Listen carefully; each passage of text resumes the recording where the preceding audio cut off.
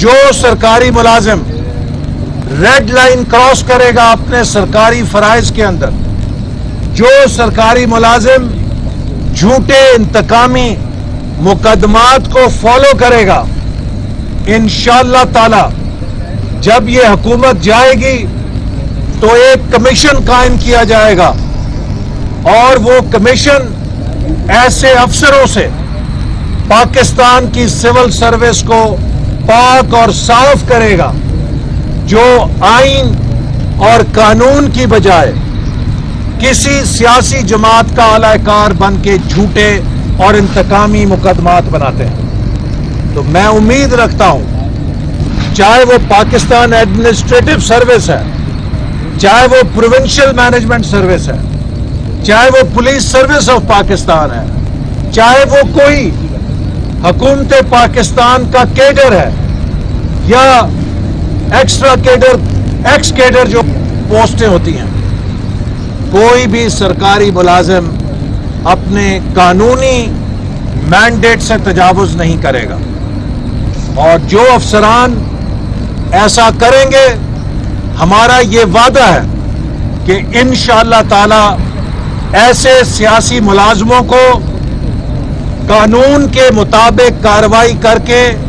ان کی سرکاری نوکری سے علیحدہ کیا جائے گا تاکہ وہ باقاعدہ پی ٹی آئی میں شامل ہو کے سیاست کر سکے۔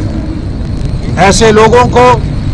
جو سیاست میں ملوث ہوتے ہیں سول سروس میں برداشت نہیں کیا جائے گا،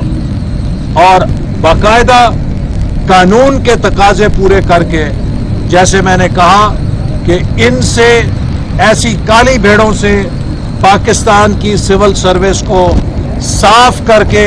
انہیں کہا جائے گا جاؤ پی ٹی آئی کے اندر جاؤ اور بنی گالا کے دفتر میں جا کے کام کرو۔ اگر کسی سرکاری افسر کا دل چاہتا ہے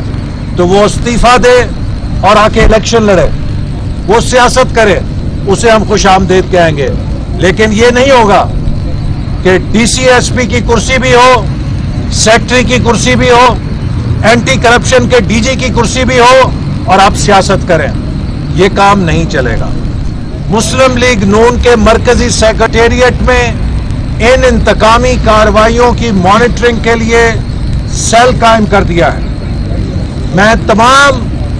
مسلم لیگ نون کی تنظیموں، بلدیاتی نمائندوں اور اراکین صوبائی اور قومی اسمبلیوں کو آگاہ کرنا چاہتا ہوں کہ جہاں پر کوئی سرکاری افسر